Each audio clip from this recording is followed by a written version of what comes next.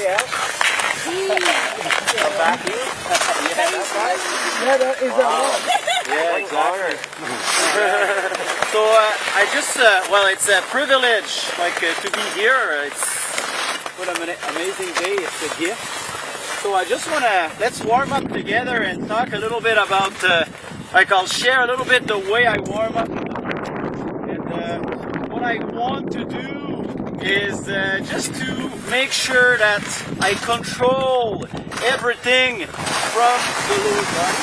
So the way I do it, for example, here I'm balanced on the left leg, and I want to control the release by a smooth unload of that left leg over here to change direction.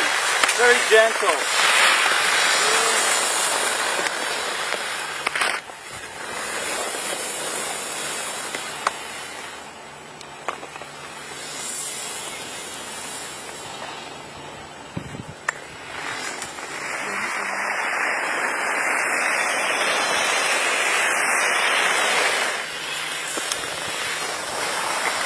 Okay, so for example, over here, you can just hold my my people here.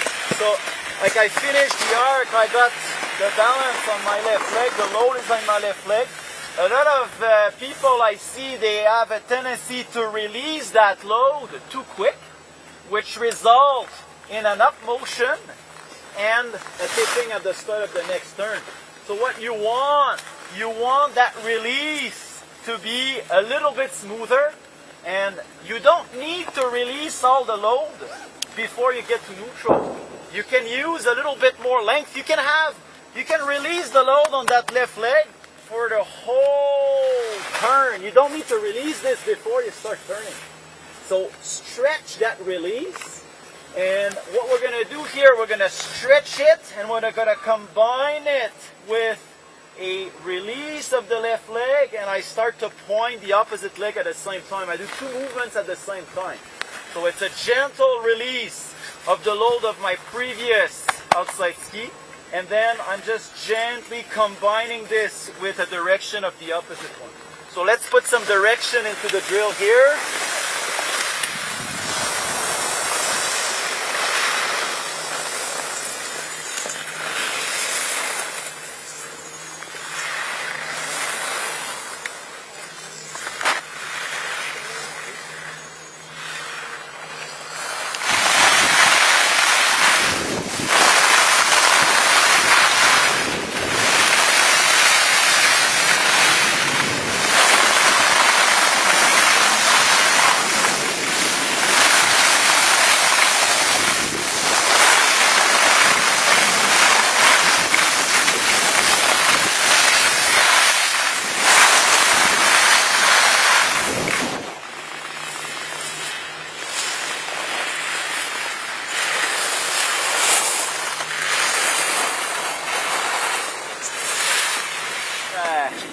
Doctrine.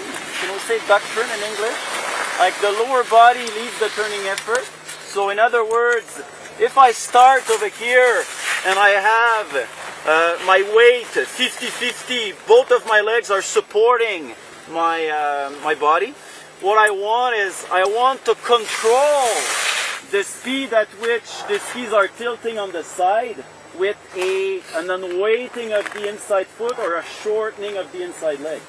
It's critical, like we're going to start increasing the speed over here, it's critical that you do not create tension in the articulation when you roll the ski on the side. It happens as a result of a shortening of the inside leg, and as I do this, if I do it progressively, the load is going to build up progressive on the outside ski, and I'll be able to direct that load effectively. If the load shows up too quick, it's hard to be directional in the load. So basically the shortening of that inside leg controls my lateral motion. Very often we have skiers who are kind of pulling the lower body with the upper body, but by putting your energy on controlling your lateral motion with the way you manage the pressure on each foot,